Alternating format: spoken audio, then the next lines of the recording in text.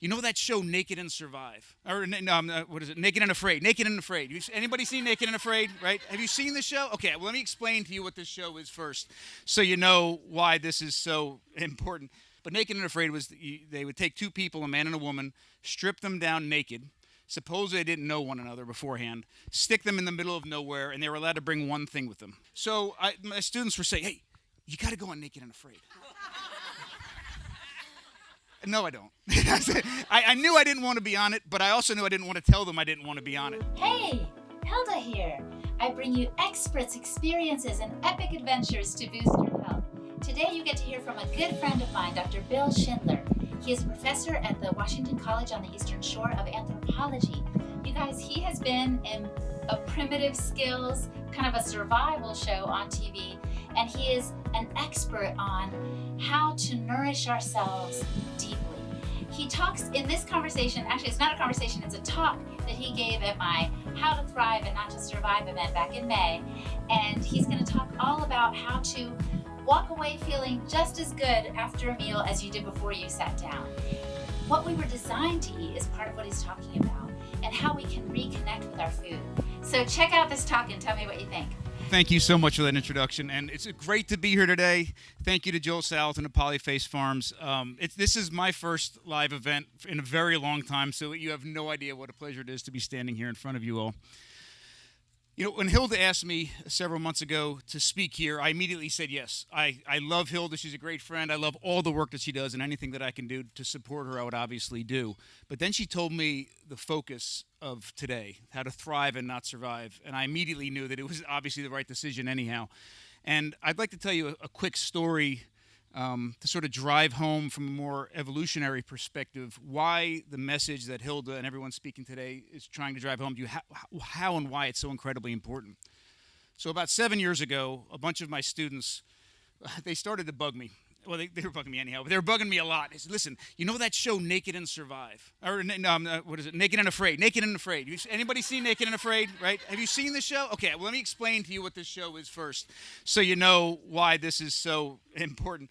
So Naked and Afraid was a show that started about 7 or 8 years ago, and it was at a time when there was a lot of survival TV shows, and some of it was getting really silly. Like they were strapping people together and putting them in the woods, and they were doing crazy things. But Naked and Afraid was they would take two people, a man and a woman, strip them down naked, suppose they didn't know one another beforehand, stick them in the middle of nowhere, and they were allowed to bring one thing with them. And they had to survive for 28 or 38 days. And that was the show. And it got a lot of viewership for a lot of different reasons. But I actually enjoyed watching that show a little bit because what it did was it brought, even though it was TVized and Hollywoodized, it brought people down to the basic essence of humanness, of what they could actually do with just their bodies. And the answer was not that much. Like the show, and I talked to a lot of people that have been on the show and have produced the show, people that were cameramen out on it, and they said it takes 28 days to get enough content for a 42-minute program, which is most hour-long programs are 42 minutes, you know, in the commercials. 28 days because they don't do anything. They just sit there and try to, you know, reserve calories.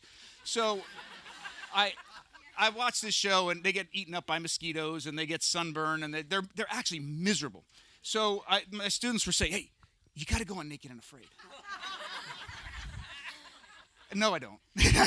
I knew I didn't want to be on it, but I also knew I didn't want to tell them I didn't want to be on it. So I just kept putting it off, and it came up. It started to come up over and over weekly. So I said, I know what I'm going to do. I had a brilliant idea. I'm going to go ask my wife if I can be on Naked and Afraid. And if she says, she's never going to say yes. My wife is never going to let me go into the middle of the woods with somebody naked and, you know, for 28 days. So I remember I brought her upstairs, and I sat her down on next to the bed, and I said, Christine, I got a question for you. You mind if I can get on Naked and Afraid? And she said, okay. Okay, you know, what does this mean for my marriage? What does this mean? I said, what are you talking about? And she said, no. You've seen the show. I said, yeah, we've seen the show. She said, listen, sometimes people go on there, if you've seen the show, sometimes for the first day, somebody, usually the guy, has some amorous thoughts, and it comes through, right? You can tell that they're thinking something. One day of not eating, getting eaten up by bugs, poison ivy, sunburn, it's the last thing on their mind. And she says, it's the safest place in the world for you to be if you go on this show. So I said, so what am I going to do to the students? So then I went to my dean at the college, my dean and provost at Washington College, and it was a woman, her name, fantastic woman named Emily Chamley Wright, and I sat her down and I said, listen, what does Washington College think if I go on Naked and Afraid? There's no way that they would let me do it. And she says, tell me about it. And I told her, and she says, well, that'd be okay. Oh, shoot.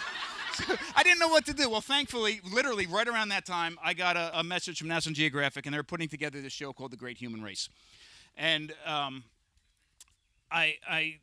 they told me about it, and the idea was, as Hilda started to mention, the idea was they wanted to take advantage of the survival TV genre at the time, but instead of doing something silly, they wanted to do something powerful. They wanted to tell a story of the shared human ancestry over millions of years, but do it in a way that the survival TV genre was kind of the vehicle to do this, but we would really go through history and prehistory and technology and food and all these sorts of things. And I'm like, sign me up, this sounds amazing.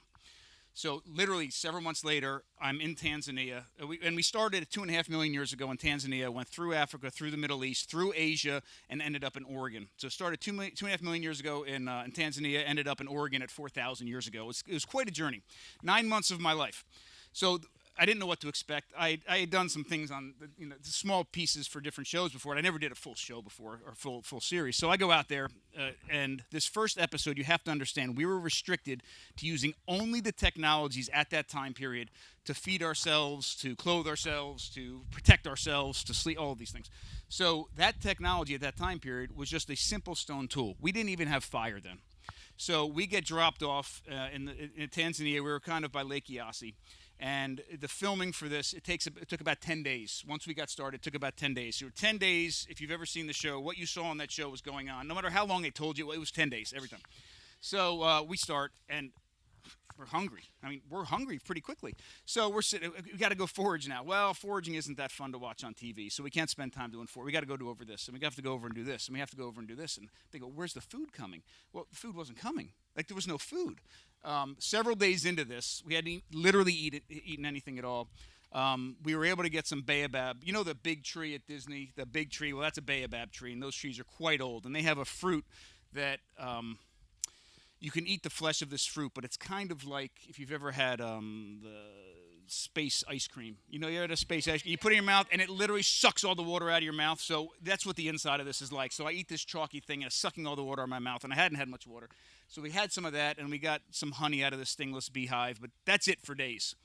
And we finally came across, later on, a carcass of an eland, and we had stone tools, so we butchered this carcass, and we ate raw meat, and we ate some of the raw marrow, and that's all we ate for 10 days.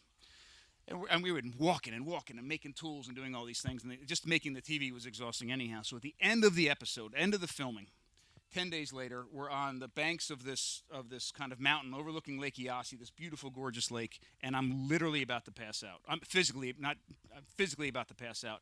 And we cut for the episode. We're all done, and the showrunner, Pete DeLascio, who at the time I was going to kill, but we're very good friends now, he walks up, he says, dude, what do you think? That was great. And I looked at him, and I said, what the hell was that? And he said, what do you mean? I said, what was that? That is not what I signed up for. I am starving. What are you talking about? What is this? You didn't give us any time to forage. You didn't give any time to do any of these things. And he says, no, that's exactly what we're looking for. You're supposed to look hungry. You're supposed to look tired. And I looked at Pete, and I said, and this goes back to the Naked and Afraid. I said, no. That's not what survival. That's not the story of the human past. Our evolutionary past is not one of survival. Sure, we survived. But if you think about it, species that are at the brink of survival, just barely surviving, do not reproduce. And if they do reproduce, the mothers are not, the highest nutritional requirement for women is not when they're born and not when they're pregnant, it's when they're lactating. They do not produce healthy children that then turn around and then have, that's not the story. The story of our human past is one of thriving. We went from, and we'll talk about it in just a few minutes, our ancestors at 5 million years ago when we first stood up were 3.5 feet tall. Full-grown adults, 3.5 feet tall, with brains about the size of my fist. Their nutritional requirements were incredibly low.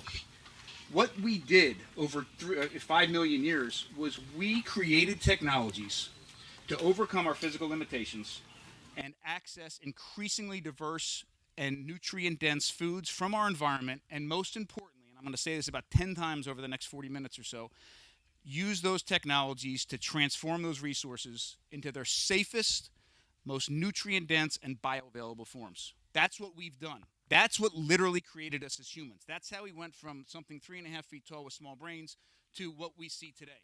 This size and our brains that are 80% of our body, but require 20% of the nutrition that we take in. In other words, every fifth meal that we eat is eaten solely to fuel these incredibly large brains. You don't get to this place by surviving.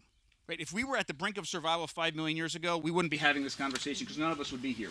And if we were barely making it through, I'd be standing up here I'm not far off from 3.5 feet, but 3.5 feet tall with an incredibly small brain. That's exactly what you would be looking at right now and listening to.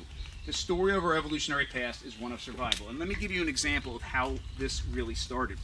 So about 3.5 million years ago, 3.3 to be exact, these ancestors I'm talking about, our Australopithecine ancestors, were designed to consume, well, all mammals obviously are designed to consume raw milk from their mothers when they're infants, right? This is part of why we're called mammals, from the mammary glands. That is the only food that is perfect for humans. That is the only food that we are designed to consume efficiently and safely and effectively. That's the only food. But, however, when we grow out of infancy, a lot of the mechanisms that we have that biologically allow us to make use of that dairy go away or change. Oh, sorry. I'm sorry. Now it's going to be way too loud. So the only perfect food in my mind, the only food that human digestive tract is specifically designed for, is dairy, and when we're infants.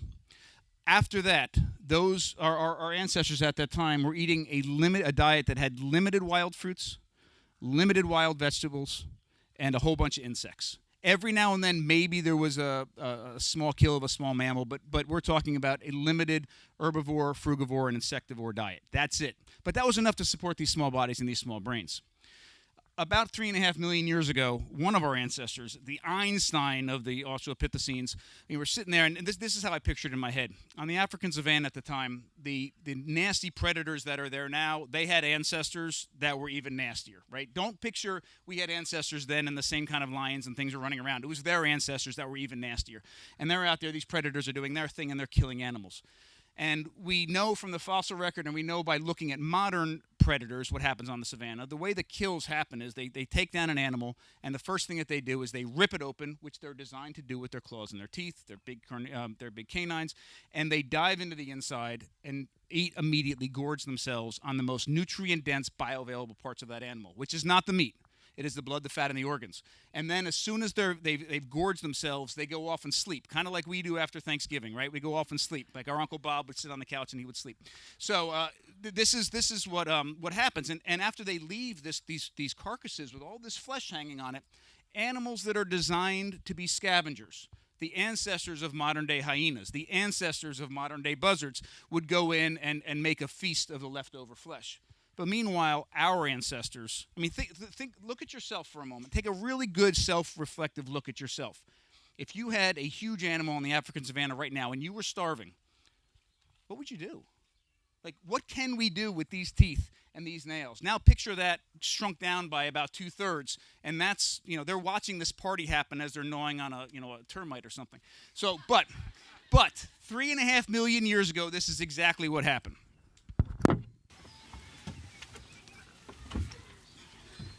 I know Mike for a second because I need both hands. One of our ancestors picked up 2 rocks, and this is in Kenya, just west of Lake Turkana, and in one strike, produced a tool just like this. Now it doesn't look like much, but this was the first time our ancestors created a technology that allowed them to overcome their physical limitations and interact with the outside world in an entirely new way. Think about the power of that. Think about what we're doing right now, what we have. Some of us have phones. Everybody here drove in a car. Some of us used a blender and a stove and all sorts of things to even make breakfast this morning. We're using cameras. We're using eyeglasses. How many of us took medicine? All these are technologies that allow us to even do the things that we do as humans. This was the first step. This was transformative. They produced in less than a second a razor-sharp edge that was sharper and more durable than anything on their bodies. And we know from the archaeological record that they took this tool and they joined that party. We have the bones of animals that were actually butchered at the same time period using stone tools. And they were then consuming meat for the first time. These technologies then, after that, began to become more complex and even more useful. So we went from basic stone tools to complex stone tools. At about 2 million years ago, 1.5 million years later, we invented the technology of cooking, or fire, and also the technology of hunting for the first time. And there's a huge change, a huge difference between scavenging 3.5 million years ago and hunting 2 million years ago. The difference is, when we were scavengers, we had all the leftover stuff. We got the stuff that was left over from the predator's kill and what the predator gorged themselves on. They took the good stuff. Now, when we're hunters, we have the option. We have first access to that animal. And we even see this ethnographically as well. We even think some of our ancestors were hunting and doing exactly what the predators did, taking the blood, the fat, and the organs and leaving some of the flesh behind. I mean, it blows our mind to think about that.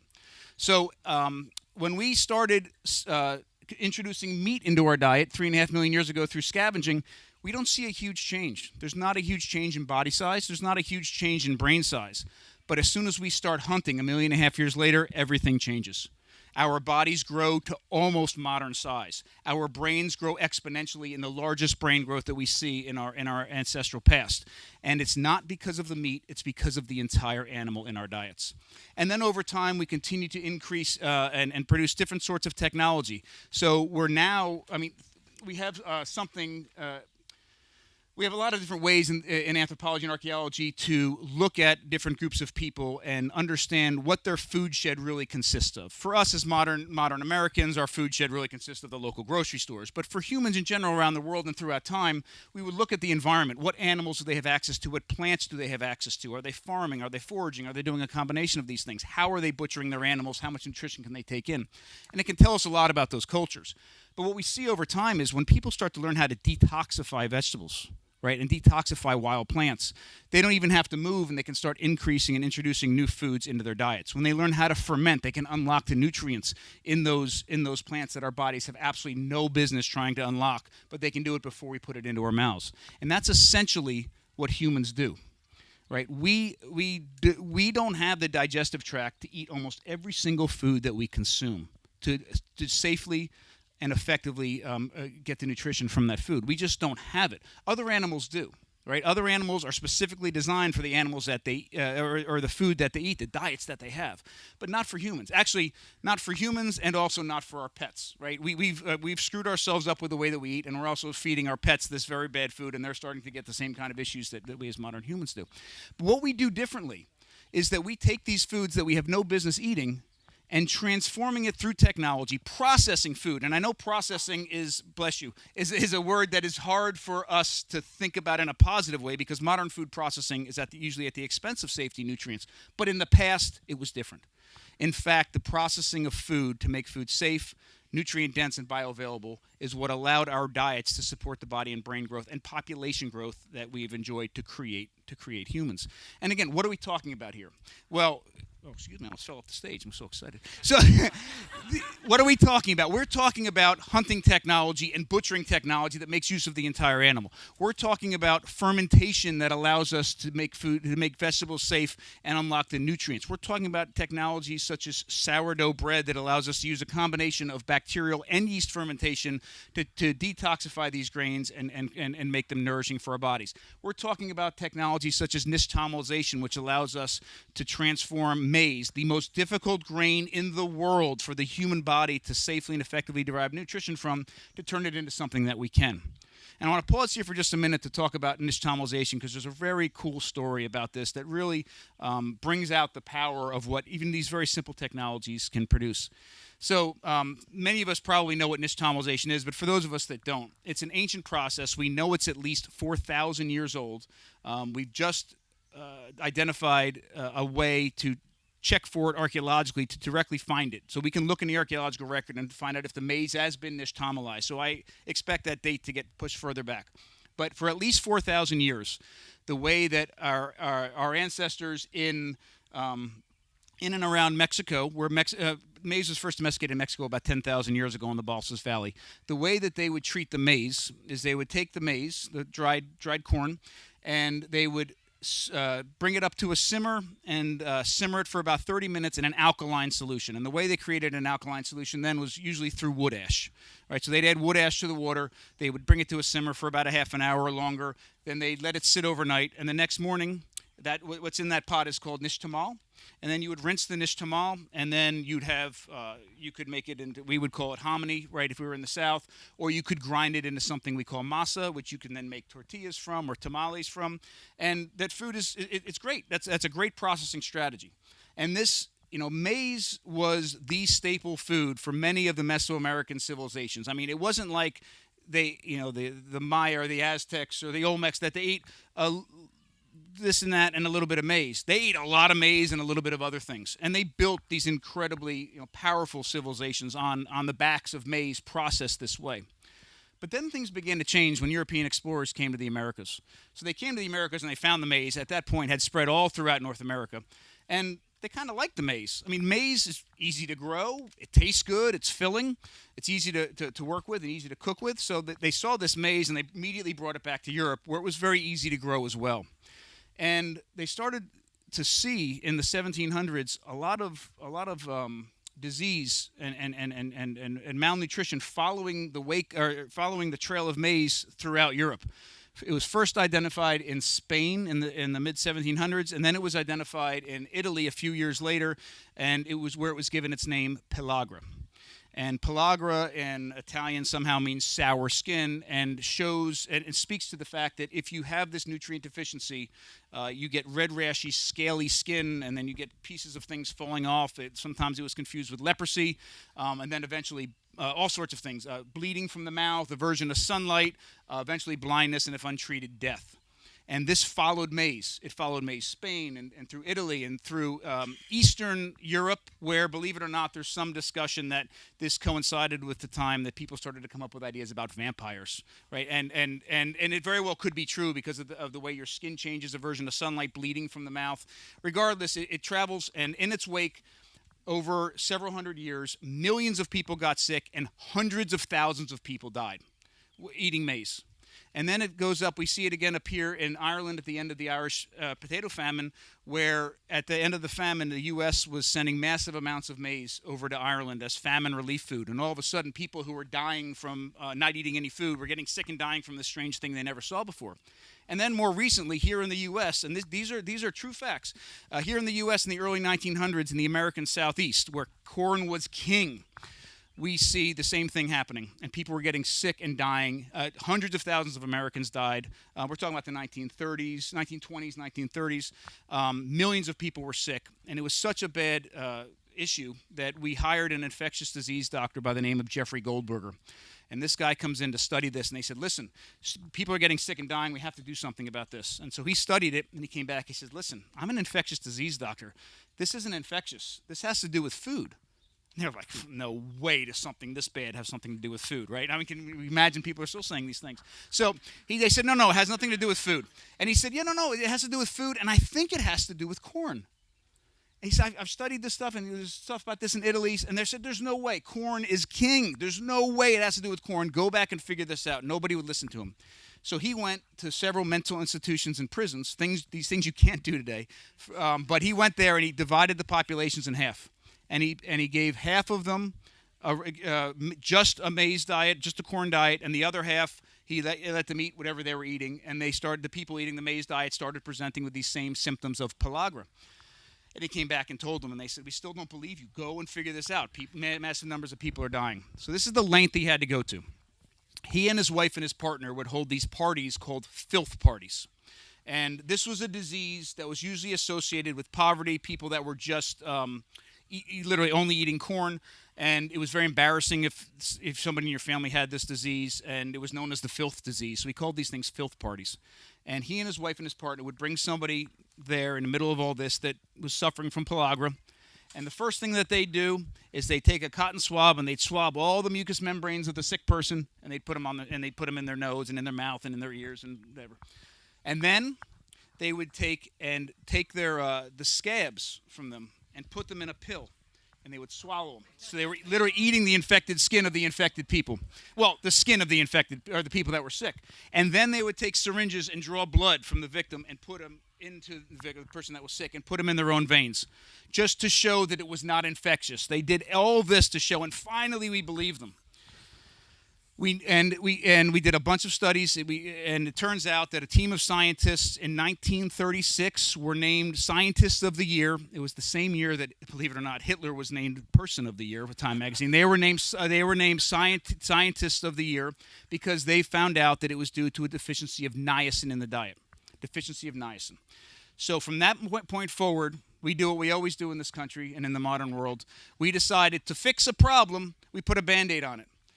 Every baked good that you find is enriched with or fortified with niacin, and that is exactly why. But what's the problem? We have thousands and thousands of years of people eating maize, massive quantities of maize, without any ill effects whatsoever. Civilizations built on the backs of maize. But it wasn't until the explorers that came to the Americas brought it back to Europe that we started seeing an issue. And it's because they brought the food and not the technology with them. See, maize, and here's the kind of the punchline of the whole story. Maize has massive quantities of niacin in it. I mean, millions of people in hundreds of years have gotten sick. Hundreds of thousands of people died from a deficiency that while they were eating massive quantities of a food that contained that nutrient in it. It was passing directly through their bodies. The only way to release, and fermentation doesn't even do it. The only way to release the niacin from the maize is to put it through this nixtamalization process. Now, why is this important to us? I mean, we're sitting here, modern bodies, modern world, we're not relying completely on maize. What does that mean for us? Well, first of all, the nixtamalization process is not that difficult to do, and you don't even need wood ash for it. You can use pickling lime from Walmart and nixtamalize maize in a pot on your stove, overnight. Or you can buy cow from Amazon or from a Mexican grocery store, and you can nixtamalize it yourself. And does it make a very big deal? Well, maybe not if your whole diet isn't based on maize. But this is the kind of technology that I'm talking about that should permeate all of your cooking, all of your diet, right? Because we are not designed to eat maize. We are not designed to eat wheat. Heck, we're not even designed to hunt and rip carcasses apart on the savannah. Every part of our diet almost every part of our diet requires us to do something to our food before we put it into our mouths to make it as safe and nourishing as possible. And the cool thing is, all of these things you can do in your own kitchen. Most of them are being done in caves with rocks and sticks and open fires and clay pots. We can certainly do it in our kitchens. And I don't care if it's a flat in New York City or a huge estate somewhere here in Virginia. These are the kinds of things that we need to focus on. So maize, why is it important? Well, maize is the most widely grown grain in the world. The most widely grown grain in the world. Only a small fraction of it is nixtamalized. So here we are having these conversations about how we can, genetically modify these crops to make corn and maize. We can plant them closer together to get a higher yield, or that we can do things to, make a bigger kernel and harvest them better, or larger amounts of starch. We shouldn't even be having that conversation yet because we're trying to feed a growing population. We're not doing everything that we can to get the most amount of nutrients out of the maize that we already have. What about with animals? Same sort of thing. We did a study several years ago at Washington College, and we learned that we found out through some work we were doing that the average amount of food from a beef that makes it to the grocery store is about 50% by weight of that animal, and it's about 55% by weight of a pig. And believe it or not, even those of us who are hunting, the way we butcher our animals is reflective of the things we see in our grocery store. So here's a quick study. Well, it wasn't a quick study, but I'll tell you about it quickly. Here's a study that we did. We took 13 white-tailed deer, different ages, male and female, and we weighed them. And then we had some students helping us, but we spent a very long period of time completely taking these animals apart. I mean, completely. We weighed the eyeballs, we weighed the testicles, we weighed the blood, we weighed the fat. We took every bit of marrow out of every single bone that produced marrow. We accounted for every single bit of these animals. And then we set aside all the stuff that a typical hunter would keep, which is reflective of the same things that we see in the grocery store. And we didn't even account for that, right? We ate it, but we put it aside. And we took everything else. And we did the calculations. Depending on your caloric intake, an average white-tailed deer, the part that's thrown away or discarded or left into the woods, would feed you, for calories, between 13 and 31 days. That's the amount of food that is typically not kept from a deer. Now think about those kind of calculations for something like the size of a large pig or a large cow. We're talking about massive quantities of food. Half of it gets used for other things, and half of it gets used for us as food. But now think about this: the half that's not being used not only accounts for more than half of the calories, but definitely more than half of the nutritional value. And it's more bioavailable. The blood, the fat, and the organs are incredibly bioavailable. Richard Wrangham from Harvard is an incredible primatologist. He wrote a great book called Fire. I don't know if anybody's ever read it. He's done a lot of work with the human consumption of red meat. And he found, and he's very interested in the actual cooking of food, heating of food for nutritional purposes. And what he found with meat was, we don't do a great job as humans of taking a huge hunk of red meat and just eating it and breaking it down fully. Our teeth and our digestive tracts are not designed to do it effectively. We can do it and get great nutrition, but you could do better. He found that a little bit of cooking, medium rare, helps release the nutrients to our body. We don't have to work so hard to get all the nutrients. And then if we do something like mechanically break it up, chop it up, cut it up, slice it up, it helps even more. So think about, how do we humans, if we go to a really nice restaurant and get raw meat, how do we get it? It's usually either carpaccio or tartare. And carpaccio, it's sliced super thin, and tartare, it's chopped up like hamburger. So in my mind, if you're going to eat beef and get the most amount with the least amount of work, a medium rare hamburger is perfect. It combines all of it. But so for meat, the point of the story is we can do a little bit to meat to make it a little more bioavailable to our bodies. But we don't have to do any of that for the rest of it. For the blood, the fat, and the organs, it is ready to go as soon as you get into that animal. We need a stone tool like this to take that animal down and to get it open. But once we're into it, all the nutrition that's there is there for the taking without any work whatsoever. So in my mind, when we're thinking about the technologies that our ancestors developed and our approaches to food that transformed us into what we are today, things like nose-to-tail approaches to animals are incredibly effective approaches that we don't, unfortunately, practice very much today. So maize we can nixtamalize, animals we can approach in this way, and with us, I know consciously making a switch is easier said than done. But if we're talking about nourishing a growing population, we can immediately change the numbers by the approach to the animals that we already have. We don't need any more animals right now. We can take that and take those animals we already have and more than double the nutritional output of all of those animals just because of the way that we butcher and sell and cook those animals. It's transformative. Same sorts of things with sourdough bread. Same sorts of things with lacto-fermented vegetables. So the point of what I'm trying to say here is this. We humans are incredibly inefficient at getting food, and we are even more inefficient at doing something with that food when we put it into our mouths. We absolutely need technologies that allow us to access increasingly diverse and nutrient-dense resources from our environments or from our stores or from our farms, and more importantly, to transform those into their safest and most nourishing forms possible for our bodies. It's not, it's nice to have sourdough bread, or it's nice to nixtamalize maize. It is an absolute imperative that if you want to make the most use of the food that you have, that you should employ a technology almost every single time that you eat. Hilda mentioned earlier, I was going to say the word sensual earlier, and by the way, we have extra lunch for you if you forget. The word sensual, I've started using it more recently in some of the talks that I've given in podcasts and things. And we're talking about this from an evolutionary perspective. And there's a lot of forces that are helping us make the right decisions when we're trying to feed ourselves, right? A lot of forces, and they're not by accident. They are by design. We've been designed and programmed to do this properly. We ask the question all the time what we should be eating. What should we eat? I've been asking this question since I was little. I had a very unhealthy relationship with food for most of my life. And I've been asking, if I just knew what to eat, I'd be healthy. If I just knew what to eat, I'd be healthy. And it's led me down all the different lines of research that I've done. I became an archaeologist so that I could learn how people were eating in the past. I do anthropological work. My family and I have been very, very lucky. We've traveled around the world and lived and worked with indigenous groups all over the world, certainly inspired by Weston Price, to understand, what they're eating. All the work that I do with all of this was focused on trying to answer this question: what should I eat? And you know what all that work told me? I was asking the wrong question. We are the only species on the planet that hires people to tell us how to eat.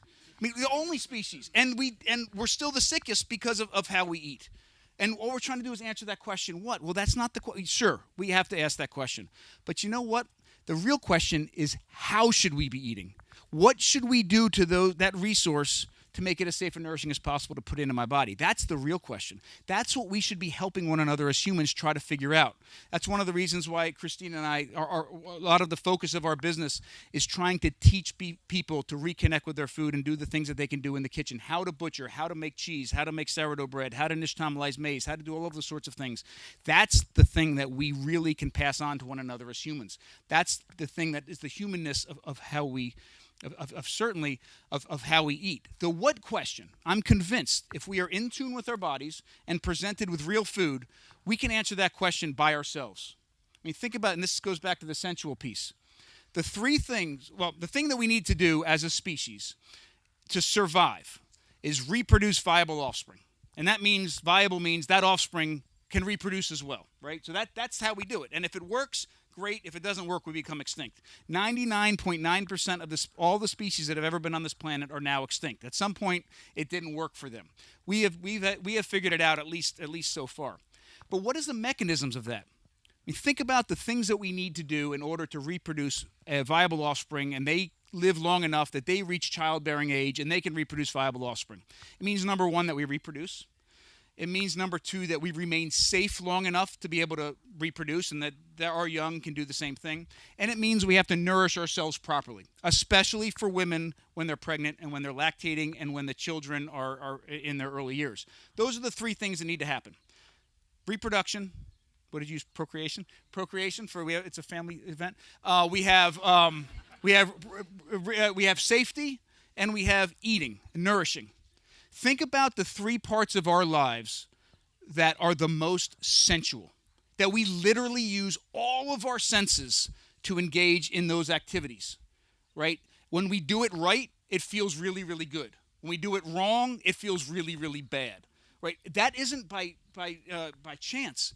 That's by design. So if we're eating good, we should be able to feel it. Eating good should feel good. We can lose weight and feel satiated, right? We can be healthy and not go without. And this is sort of a challenge that I've started to give out to people. And it should go without saying, but it's something we don't really think about.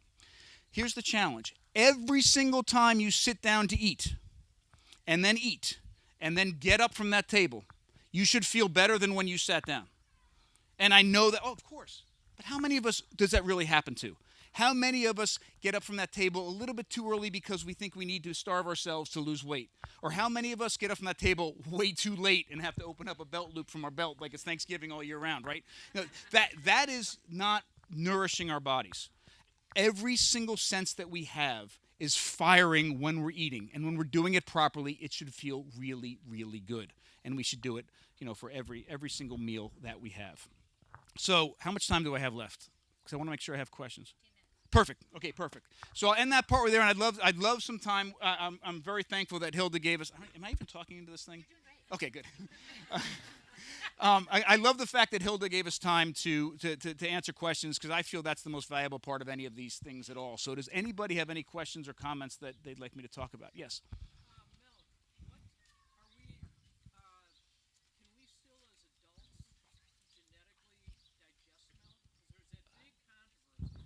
Did you plant her? Because that is such. I know. I'm so excited you asked that, because I wanted to talk about dairy, but I didn't think I was going to have time. So let me tell you a little bit very quickly what happens to us and other mammals when we drink milk from our mothers, right? So when we drink milk from our mothers, this is mammals in general, we drink, and that milk is obviously raw and most importantly at the right temperature, right? The bacteria in the milk are designed, right? It's a symbiotic relationship to operate at body temperature. So it comes from our mother, it comes into us, and it immediately gets hit with a whole bunch of things, including three very important enzymes. One of the enzymes is lipase, which breaks down the fat, is also responsible for the strong smell and things like provolone cheese. It's lactase, which obviously helps break down the sugars lactose. And it also gets hit, depending on the animal, with chymosin or chymosin-like enzyme, which coagulates the milk. And the reason it coagulates the milk is because, especially when we're infants and we're only drinking liquids, liquids pass through our bodies way too quickly for us to fully break them down and digest them. So it would pass right through. So we need to slow it down. We need to slow it down so that it will ferment and that it will chemically and physically break down in our bodies to get to the point where our bodies can make. If you've ever had a baby on your shoulder and you're burping the baby and the baby spits up and it looks like cottage cheese and smells like provolone cheese, it's because it is cheese. We as mammals literally make cheese in our stomachs. That's what we do. When any animal, when it starts to introduce solid foods, it slows down or ceases the production of those enzymes. So it loses the ability to fully and effectively digest that milk on our own. And this happens. This is why most animals, I don't want to say all, because when you say all, you're immediately wrong. But almost all animals become lactose intolerant as they get older. Lactose intolerance in humans is not the weird thing. Lactose tolerance is weird. 60% of humans around the world are lactose intolerant. In fact, we were all lactose intolerant until several different genetic and independent genetic mutations in Africa and also in Europe happened thousands of years ago that allowed some of us to produce that enzyme lactase into adulthood. So it's not weird to be lactose intolerant. It's weird for those of us that are not lactose intolerant. And this happened in areas, Hilda was talking earlier about working with the Maasai. We spent time working with the Samburu, which have a very similar diet. Areas in Africa, which have a very long-standing relationship with dairy, independently developed these genetic mutations that allowed them to do this. Certainly in Europe, there's a strong genetic mutations that allowed many populations there to produce lactase into adulthood. Ireland, by the way, surprise to anyone, has almost 100% lactose tolerance in Ireland. I don't even know how you determine full Irishness, but it's almost 100%. It's the highest in the world. Native Americans, on the other hand, have almost a 0% lactose tolerance as adults because they've never had a very strong relationship with dairy. So I say that to answer this question, what do we do? Well, should we be, I get this question all the time, should we be eating bread? Should we be consuming dairy as adults? Are we designed to eat those foods? Well, the first answer is no, we're not designed to eat either of those foods. But to answer the question, that's not the answer to the question. That's the what, it's the how. How do we consume dairy as adults in the safest and most nourishing form possible? How do we consume grains as adults, or grains as humans, in the most nourishing and safest form possible? Well, it's through technology. So in terms of grains, we are replicating. When we make sourdough bread, actually, other than the baking, all the processes that we're doing are replicating what carnivorous birds like ducks and geese do in their digestive tracts through bacterial fermentation to transform those grains into their safest form possible. We mimic that when we make sourdough bread. When we look at vegetables that we have absolutely no business breaking down fully, we mimic what ruminant animals like cows do when they consume tough vegetable material and have a chamber of rumen that's specifically designed to ferment the vegetable material before it goes further into our digestive tracts. So what can we do with dairy as adults? The same thing that we did as kids. Fermenting dairy is one of the most powerful things that we can do with dairy. Fermenting raw dairy is even better. And if you want to fully replicate the process of what happened when you were an infant drinking milk from your mother, you make real cheese. Real cheese is literally mimicking what happened in our bodies when we were infants. And here's the crazy thing. The lactobacillus bacteria that is consuming it consumes the lactose to produce the fermentation. So several things are happening during that process. It's producing lactase. Right, so if your body's not producing lactase anymore, if you eat a fermented dairy beverage, a really true fermented dairy beverage, you're actually consuming some lactase. That's great. But more importantly, most or all of that lactose is already gone. Right, because the lactobacillus bacteria is eating the lactose as the food, producing lactic acid, so you are creating a low lactose food or a lactose-free food, which is absolutely phenomenal.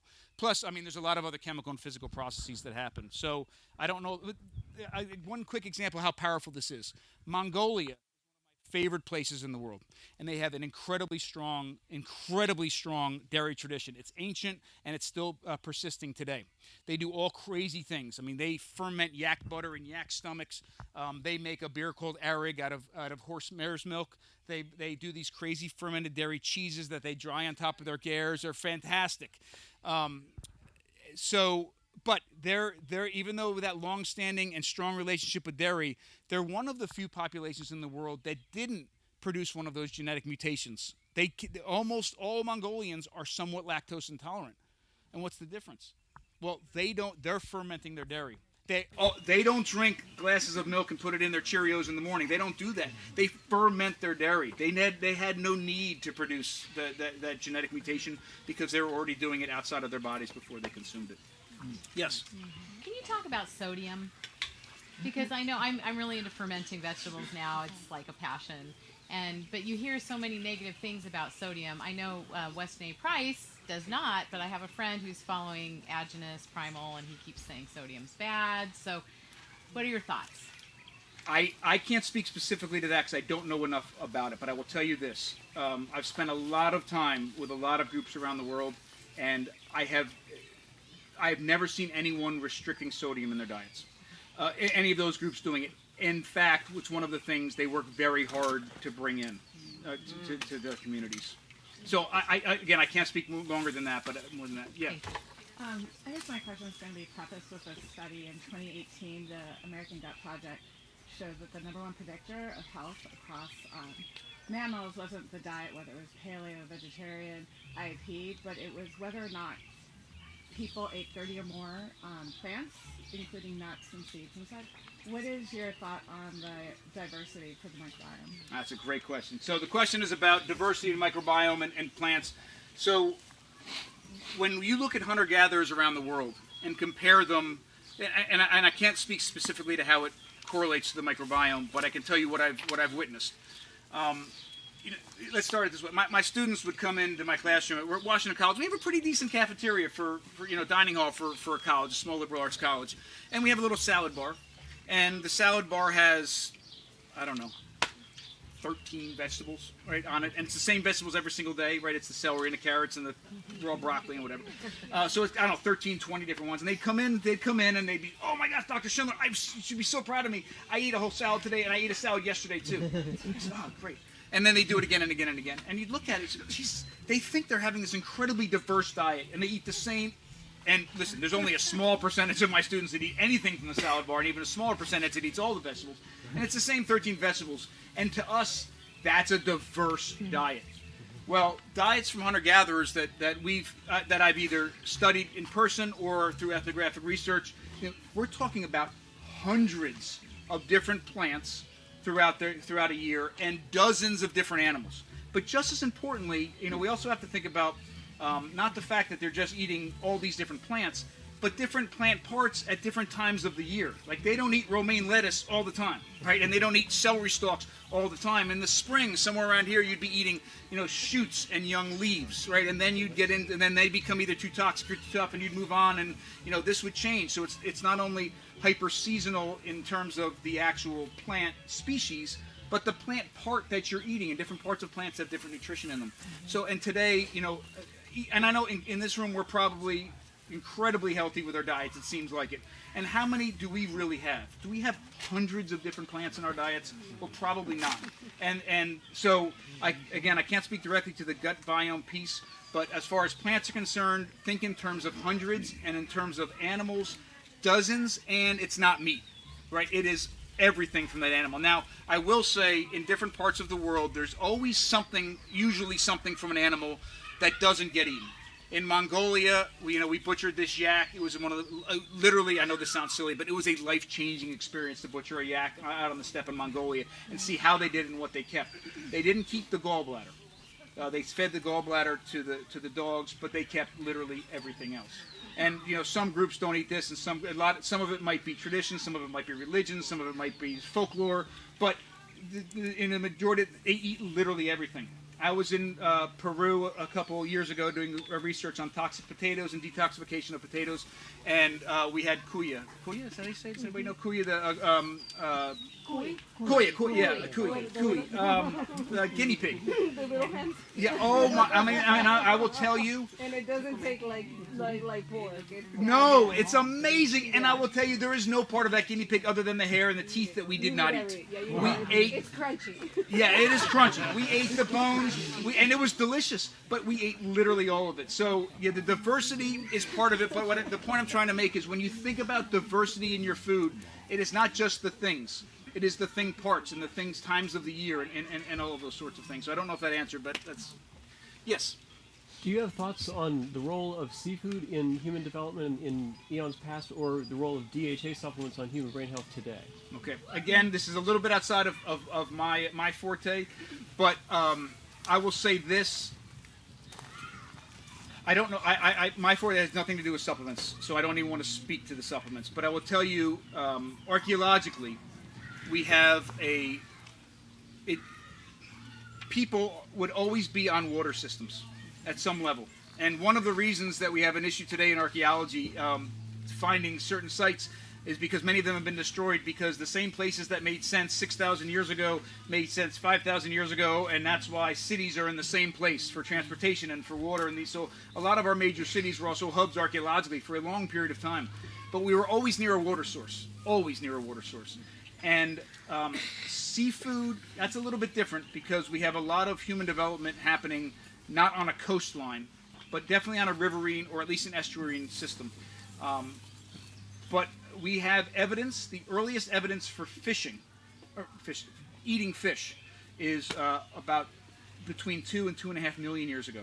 Massive catfish, this Homo habilis, the next stage from Australopithecines, were huge, massive catfish that we have evidence for. Not only them eating, and cutting up and doing those sorts of things. Yes. What do you eat in a typical day? Last question. Join you for lunch. Yeah, you should join us for lunch. So what do I eat in a normal day? So I do intermittent fast. I usually don't eat until sometime in the afternoon. And I have something small. It's usually protein and fat at some level. And then, I have 3 kids, and my wife, Christina's right over there. You'll see her at our stand. And we don't eat a whole lot of grains. If we do eat grains, it is always sourdough grains. If we're eating maize, it is always nishtamalized. I will put a little plug out too. We have a sourdough bakery called Rise, and we brought a lot of our stuff here. So we have anything that'll store. So we have homemade sourdough pretzels and crackers and a bunch of sourdough products, but also nishtamalized maize products that we have.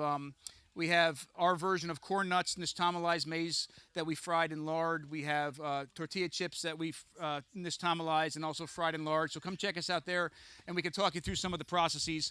But plants that are usually fermented. So high protein, high animal fat, fermented vegetables a lot. If it's grains, they've always been processed properly, and I think that was lots of organ meats. Lots of organ meats whenever possible. Thank you for your time. Thanks for watching, you guys. Comment below and let me know what you thought of Dr. Bill's talk. If there's anything that stood out to you, click on the like button so that we can know that you enjoyed this and other people can know it's worth watching. And subscribe so you don't miss a thing. I love you so much. Hasta pronto.